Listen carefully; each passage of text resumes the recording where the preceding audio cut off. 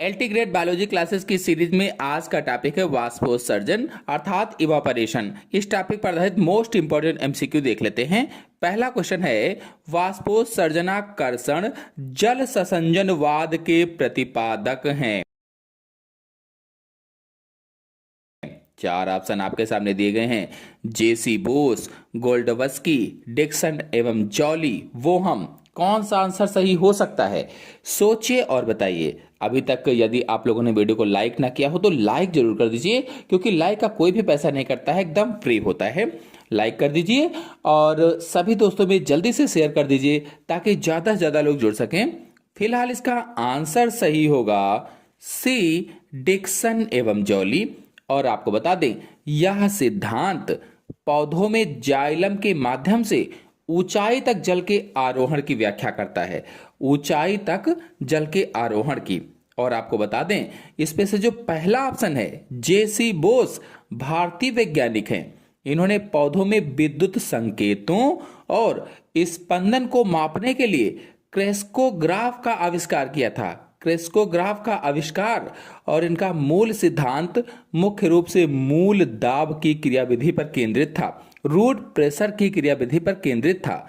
और जो इसमें से बी वाला ऑप्शन है, गोल्डवस्की, इन्होंने पौधों में जल आरोहण से संबंधित पंपिंग क्रिया के बारे में विचार दिया था, पंपिंग एक्शन के बारे में विचार दिया था। और इसमें से जो बोहम हैं, इन्होंने सन 1862 में पहली बार यह अवलोकन किया कि जल आरोहण में वाष्पोत्सर्जन की भूमिका महत्वपूर्ण होती है। नेक्स्ट क्वेश्चन है, साकीय पादप का तना काट देने पर जाइलम का रस रिसना किस कारण संभव है? चार ऑप्शन आपके सामने दिए गए हैं। पहला ऑप्शन है निष्क्रिय अवशोषण से, दूसरा मूल दाब से, तीसरा बिंदुस्राव द्वारा और चौथा है वाष्पोत्सर्जन की उपस्थिति से। कौन सा आंसर सही हो सकता है? सोचिए और बताइए। वीडियो को लाइक ना किया हो तो आप सभी लोग जल्दी से लाइक कर दीजिए, अपने सभी दोस्तों में शेयर भी कर दीजिए ताकि ज्यादा से ज्यादा लोग जुड़ सकें। फिलहाल इसका आंसर सही होगा बी, मूल दाब से। आपको बता दें कि जो शाकीय पौधे होते हैं, तो जब एक शाकीय पौधे के तने को काट दिया जाता है तो जड़ों में लगातार पानी के अवशोषण के कारण जाइलम वाहिकाओं के अंदर एक धनात्मक दबाव विकसित हो जाता है, पॉजिटिव प्रेशर विकसित हो जाता है। उसे ही मूल दाब कहते हैं, मूल दाब। और इसमें से जो पहला ऑप्शन है निष्क्रिय अवशोषण, तो यह जल अवशोषण का वह प्रकार है जो मुख्य रूप से वाष्पोत्सर्जन कर्षण के कारण होता है। और यह बल कटे हुए तने से रस को बाहर नहीं धकेलता। और इसमें से जो बिंदुस्राव द्वारा है, सी ऑप्शन, तो पत्तियों के किनारों पर स्थित छोटी छोटी बूंदें जो बाहर निकलती हैं उसे ही बिंदुस्राव कहा जाता है। और इसमें से जो वाष्पोत्सर्जन की उपस्थिति से है, डी वाला ऑप्शन, तो वाष्पोत्सर्जन जाइलम में ऋणात्मक दबाव या कर्षण उत्पन्न करता है जिससे पानी ऊपर खींचा जाता है, ना कि कटे सिर से धकेला जाता है। नेक्स्ट क्वेश्चन है, सर जेसी बोस ने रसारोहण की क्रिया को समझाने के लिए प्रतिपादित किया था। सर जेसी बोस ने रसारोहण की क्रिया को समझाने के लिए क्या प्रतिपादित किया था? सोचिए और बताइए कि इसमें कौन सा ऑप्शन सही हो सकता है। चार ऑप्शन आपके सामने दिए गए हैं। वीडियो को लाइक ना किया हो तो सभी लोग लाइक कर दीजिए, अपने सभी दोस्तों में शेयर भी कर दीजिए।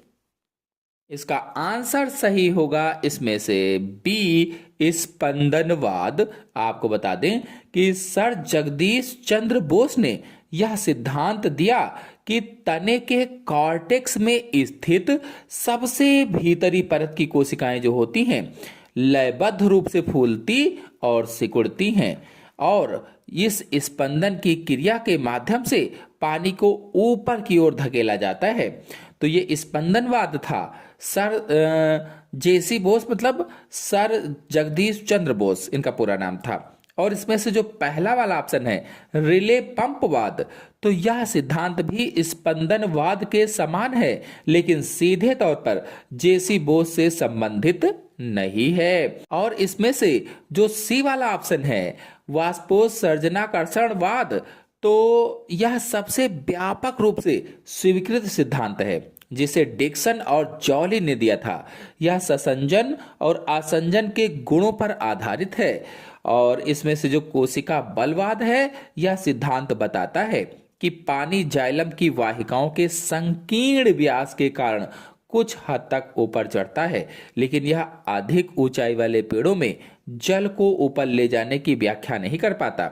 नेक्स्ट क्वेश्चन है, पादपों में अधिकांश जल अवशोषण होता है। जो पादप होते हैं उसमें अधिकांश जल अवशोषण किसके द्वारा होता है? मूलगोप से, मूलाग्र से, मूलरोम से, विभज्योतिकी क्षेत्र से? कौन सा आंसर सही हो सकता है? सोचिए और बताइए।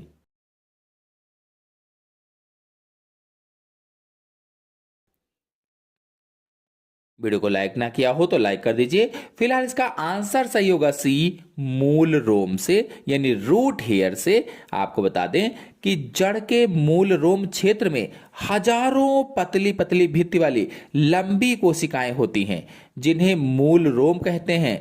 मूल रोम, और ये मूल रोम मृदा से जल के अवशोषण के लिए सतह क्षेत्र बढ़ाते हैं और अधिकांश जल का अवशोषण यहीं से होता है। इसमें से जो पहला ऑप्शन है मूल गोप से, जिसे रूट कैप कहते हैं अंग्रेजी में, तो मूल गोप जड़ के सिरे की सुरक्षा करता है। और इसमें से जो मूलाग्र है, तो मूलाग्र यानी रूट टिप जो है, मूलाग्र मुख्य रूप से मेरिस्टेमेटिक क्षेत्र को इंगित करता है। जो डी वाला ऑप्शन है विभज्योतिकी क्षेत्र से, तो यह वह क्षेत्र होता है जहां कोशिकाएं विभाजित होती हैं। नेक्स्ट क्वेश्चन है, रंध्र दिन में खुलते हैं क्योंकि रक्षक कोशिकाओं में, रंध्र दिन में खुलते हैं क्योंकि रक्षक कोशिकाओं में क्या होते हैं? सोचिए और बताइए।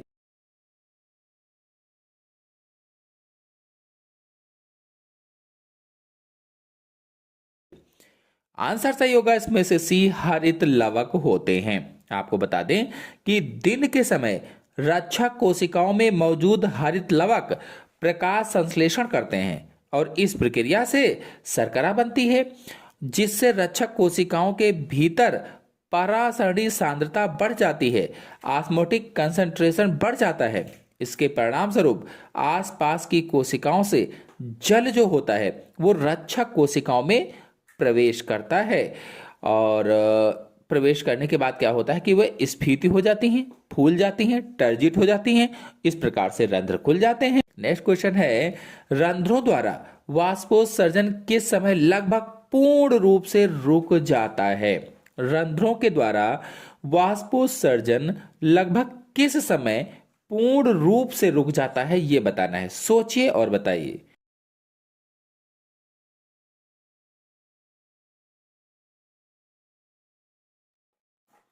तो ऑप्शन सही होगा इसमें से पहला, रात में। बता दें कि रात के समय प्रकाश नहीं होता है, तो प्रकाश ना होने के कारण रक्षक कोशिकाओं में प्रकाश संश्लेषण रुक जाता है और कोशिका के अंदर CO2 का स्तर बढ़ जाता है, जिससे रंध्रों को बंद करने वाली प्रक्रियाओं को बढ़ावा मिलता है। रंध्र बंद होने से वाष्पोत्सर्जन लगभग पूर्ण रूप से रुक जाता है या बहुत कम हो जाता है। नेक्स्ट क्वेश्चन पर आते हैं, तीव्र सूर्य के प्रकाश तथा तीव्र शुष्क अवस्थाओं में रंध्र को बंद करने के लिए आवश्यक है। देखिए 4 ऑप्शन यहां पर दिए गए हैं, कौन सा ऑप्शन सही हो सकता है? सोचिएगा और कमेंट बॉक्स में बताइएगा कि इसमें कौन सा आंसर सही होगा। तो इस क्वेश्चन का आंसर आप लोग कमेंट बॉक्स में देंगे। अगले क्वेश्चन पर आते हैं, रंध्रों का बंद होना प्रभावित होता है। बंद होना किससे प्रभावित होता है? 4 ऑप्शन आपके सामने दिए गए हैं, कौन सा ऑप्शन सही हो सकता है? सोचिए और बताइए।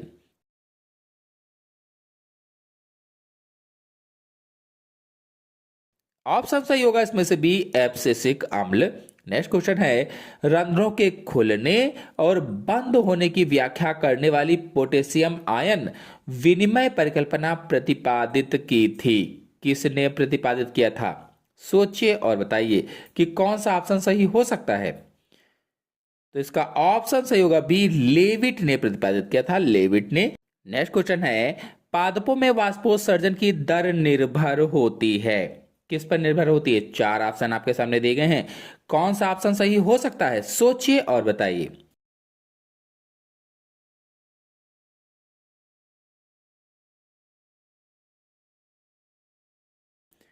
ऑप्शन सही होगा इसका सी, प्रकाश, ताप, वायुमंडलीय आर्द्रता और वायु। प्रकाश, ताप, वायुमंडलीय आर्द्रता और वायु, यही सही ऑप्शन है और ये सबसे विस्तृत विकल्प भी है। ये सबसे बाह्य कारक वाष्पोत्सर्जन की दर को महत्वपूर्ण रूप से प्रभावित करते हैं। जो प्रकाश है, रंध्रों के खुलने के लिए प्रेरित करता है। जो ताप है, अधिक तापमान वाष्पीकरण को बढ़ावा देता है, यानी दर बढ़ाता है। जो वायुमंडलीय आर्द्रता है, तो ये जो वायुमंडलीय आर्द्रता होती है, कम आर्द्रता सूखी हवा जैसे है, तो वाष्पीकरण को बढ़ाती है। जो वायु है, हवा पत्ती के आसपास की संतृप्त हवा को हटा देती है, जिससे वाष्पीकरण बढ़ता है। तो इस तरह से ये ऑप्शन सही हो जाएगा कि सी वाला। फिर नेक्स्ट क्वेश्चन, बिंदु स्राव किसके द्वारा होता है?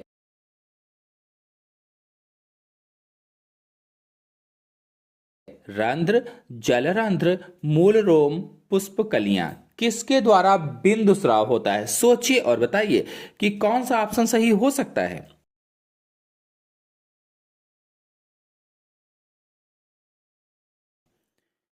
तो इसका आंसर सही होगा बी, जलरंध्र। आपको बता दें कि बिंदु स्राव अथवा इसे गटेशन कहते हैं। गटेशन तो जल की बूंदों के रूप में पत्तियों के किनारों से जल का बाहर निकलना बिंदु स्राव कहलाता है। जल की बूंदों के रूप में पत्तियों के किनारों से जल का बाहर निकलना बिंदु स्राव कहलाता है। और यह प्रक्रिया तब होती है जब मूल दाब यानी रूट प्रेशर अधिक होता है और वाष्पोत्सर्जन की दर कम होती है। और आपको बता दें कि जल रंध्र पत्तियों के किनारे पर मौजूद विशेष छिद्र या पोर होते हैं जिनसे जल तरल रूप से बाहर निकलता है। नेक्स्ट क्वेश्चन पर आते हैं। सामान्यतः वाष्पोत्सर्जन की दर मापी जाती है।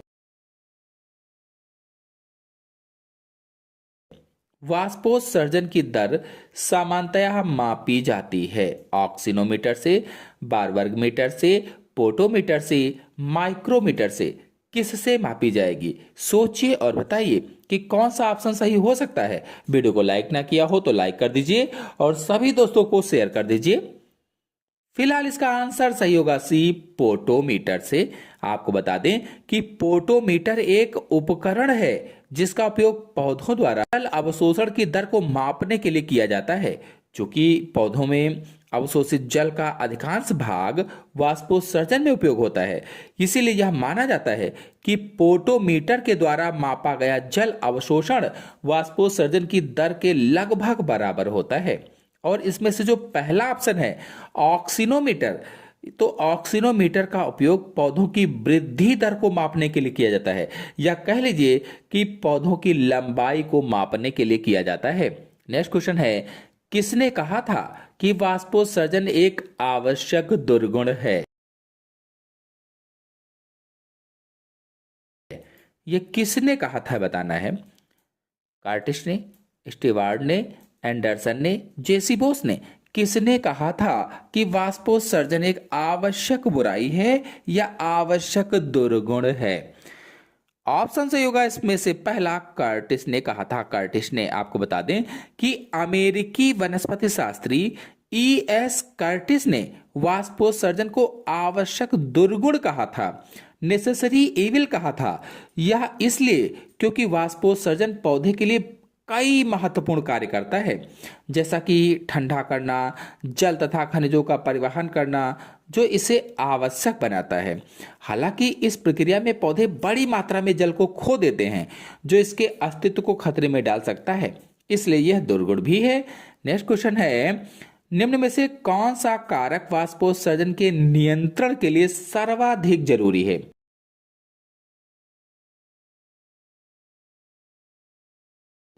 इनमें से कौन सा ऐसा कारक है जो वाष्पोत्सर्जन के नियंत्रण के लिए सबसे ज्यादा जरूरी होता है? 4 ऑप्शन आपके सामने दिए गए हैं।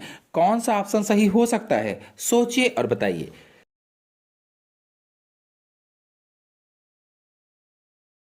क्या आप लोग इसमें प्रकाश सोच रहे हैं या फिर आर्द्रता सोच रहे हैं? कौन सा ऑप्शन सही होगा दोनों में से, प्रकाश या आर्द्रता? देखिए मेरे हिसाब से इसमें आंसर सही होगा बी, आर्द्रता।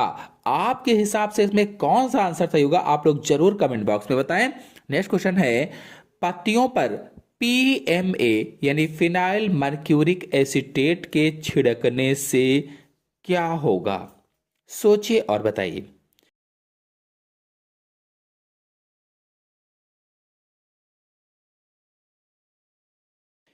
आंसर सही होगा इसमें से सी, वाष्पोत्सर्जन की दर कम हो जाती है। आपको बता दें कि पीएमए एक प्रतिवाष्पोत्सर्जन रसायन है।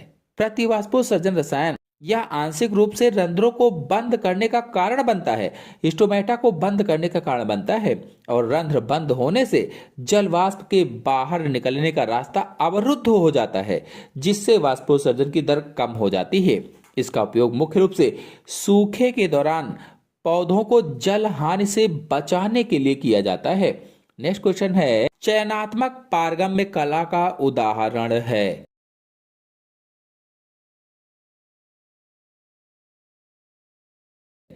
चयनात्मक पारगम्य कला का उदाहरण बताना है। सोचिए और बताइए कि कौन सा ऑप्शन सही हो सकता है।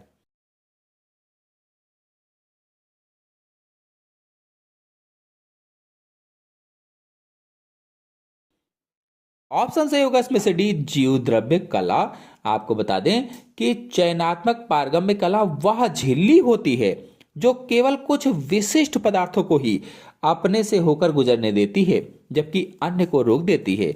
जीव द्रव्य कला एक जैविक झिल्ली है जो कोशिका के अंदर और बाहर पदार्थों की गति को नियंत्रित करती है, इसीलिए यह चयनात्मक रूप से पारगम्य होती है। कोशिका भित्ति आमतौर पर पूर्णतः पारगम्य होती है या फ्रीली परमेएबल होती है। नेक्स्ट क्वेश्चन है, स्थलीय पादपों में द्वार कोशिकाएं अन्य बाह्य त्वचीय कोशिकाओं से भिन्न होती हैं। किसके कारण भिन्न होती हैं? कौन सा ऑप्शन सही हो सकता है? सोचिए और बताइए।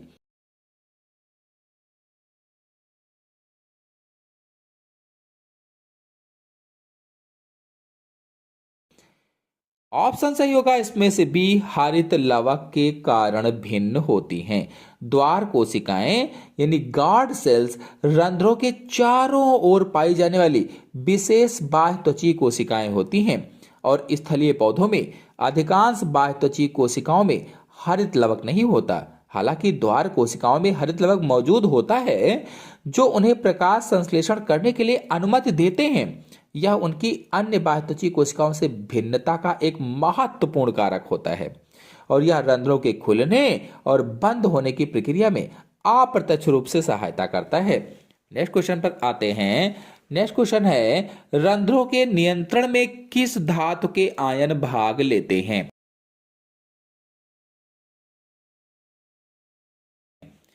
रंध्रों के नियंत्रण में किस धातु के आयन भाग लेते हैं? सोचिए और बताइए कि कौन सा ऑप्शन सही हो सकता है।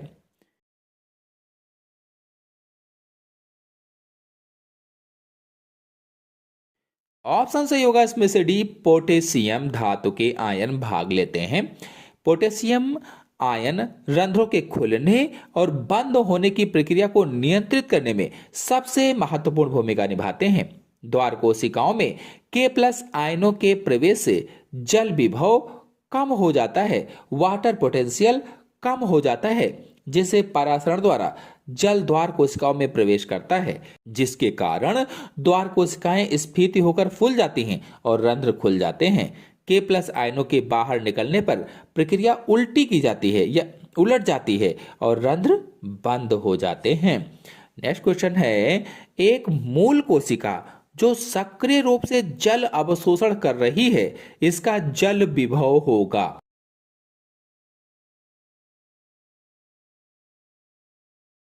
कितना होगा? एक मूल कोशिका जो सक्रिय रूप से जल अवशोषण कर रही है, इसका मूल विभव 0 से कम होगा। आपको बता दें कि जल विभव शुद्ध जल के लिए 0 माना जाता है। किसी भी बिलियन या कोशिका का जल विभव हमेशा 0 से कम होता है, यानी ऋणात्मक होता है कह लीजिए।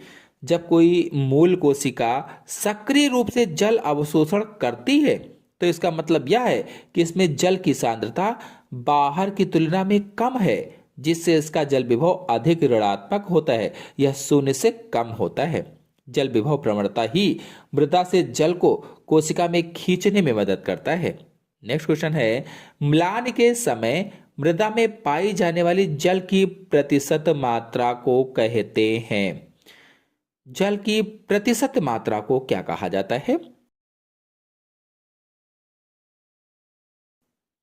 सोचिए और बताइए कि कौन सा आंसर सही हो सकता है।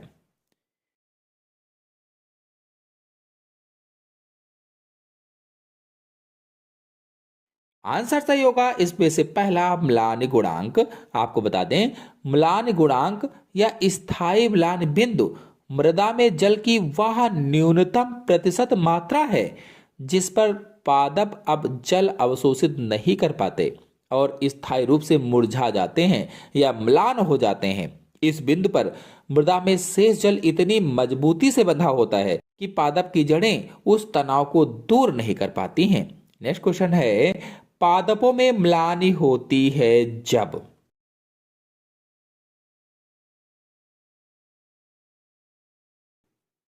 पादपों में म्लानी होती है जब, कौन सा आंसर सही होगा? सोचिए और बताइए।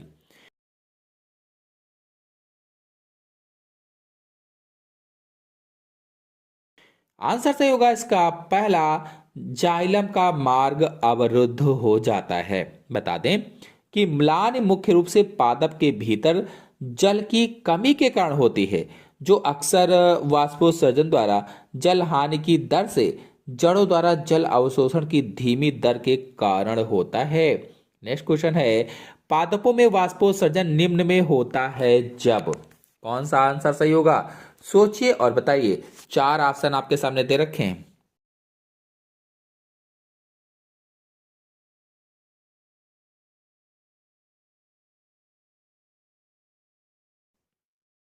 ऑप्शन सही होगा इसमें से पहला, वायुमंडल में आर्द्रता अधिक होती है।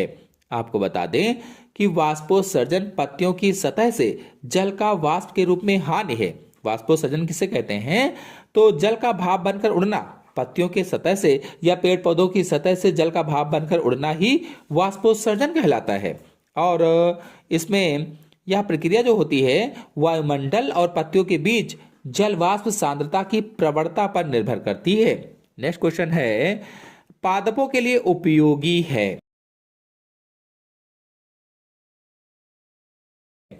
पादपों के लिए क्या उपयोगी है? चार ऑप्शन आपके सामने दिए गए हैं। सोचिए और बताइए कि कौन सा ऑप्शन सही हो सकता है।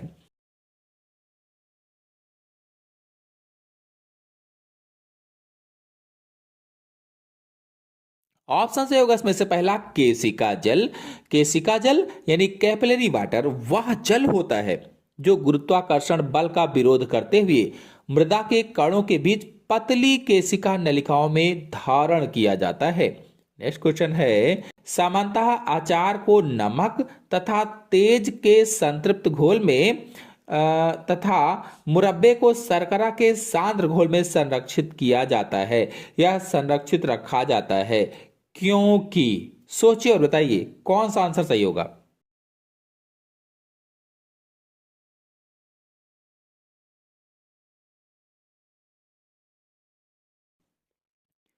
आंसर तो होगा इसमें से 20 सूक्ष्म जीव जीवद्रव्य कुंचित होकर मर जाते हैं। आपको बता दें कि यह परिरक्षण परासरण के सिद्धांत पर आधारित है। जो प्रिजर्वेशन है ऑस्मोसिस के सिद्धांत पर आधारित है। नमक का गाढ़ा घोल या शर्करा का गाढ़ा घोल मुरब्बे में एक अति परासारी माध्यम बनाता है। जब सूक्ष्म जीव इस घोल के संपर्क में आते हैं तो उनके कोशिका द्रव्य से जल परासरण द्वारा बाहर निकल जाता है। जल की इस हानि के कारण उनकी कोशिकाएं जीवद्रव्य कुंचित होकर सिकुड़ जाती हैं, जिनकी उपापचय क्रियाएं रुक जाती हैं। अब उनकी उपापचय क्रियाएं रुक जाती हैं और वह मर जाते हैं या निष्क्रिय हो जाते हैं और खाद्य पदार्थ बचा रहता है, सड़ता नहीं, खराब नहीं होता है जल्दी से। नेक्स्ट क्वेश्चन है, पादपों में हरिमहीनता किसके कारण होती है? जो पादप होते हैं उसमें हरिमहीनता किसके कारण होती है? सोचिए और बताइए।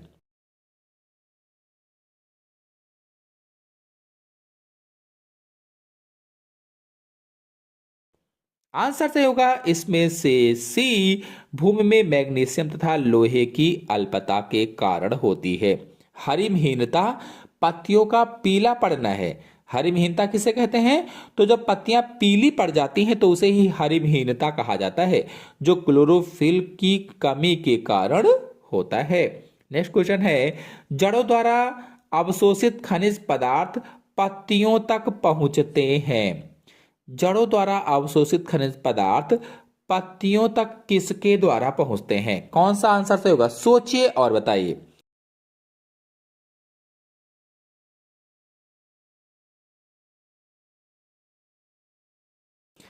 आंसर सही होगा इसमें से सी, जाइलम के द्वारा।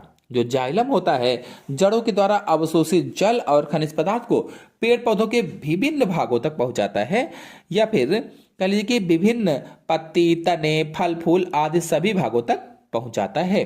नेक्स्ट क्वेश्चन है, एंजाइम जो प्रकाश संश्लेषी C4 चक्र को उत्प्रेरित करता है। कौन सा आंसर सही होगा इसमें से? सोचिए और बताइए।